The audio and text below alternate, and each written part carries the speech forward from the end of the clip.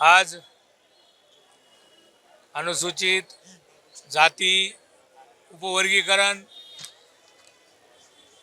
विरोधी संघर्ष समिती नाशिक जिल्ह्याच्या वतीनं आज हजारो लाखो भीमसैनिकांचा मोर्चा आज प्रचंड अशा ताकदीनं जिल्हाधिकारी कार्यालयावर काढण्यात आला।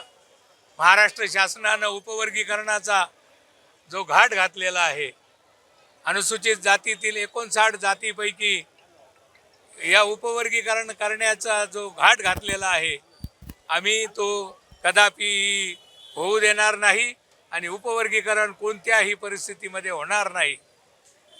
आज आम्ही महाराष्ट्र शासनाला इशारा देतो की जोपर्यंत हे उपवर्गीकरण रद्द होत नाही तोपर्यंत हा संघर्ष चालू राहील।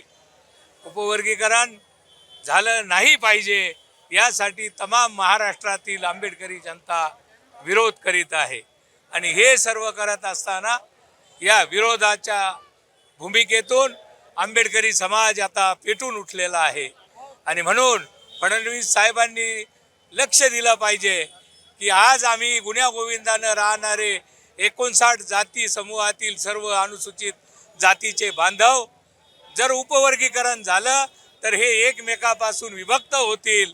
एकमेकापासून विभक्त झाल्यामुळे आपसामध्ये मतभेद होतील आणि आपसामध्ये मतभेद होऊन जातीय संघर्ष होईल।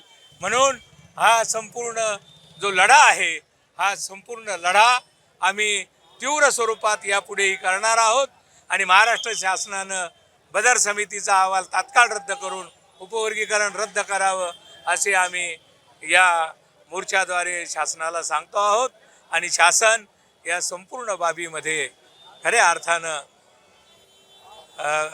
गंभीर भूमिका घेऊन जर आरक्षण केलं तर आम्ही कोणत्याही परिस्थितीमध्ये हे उपवर्गीकरण होऊ देणार नाही, आरक्षणाचं उपवर्गीकरण होऊ देणार नाही।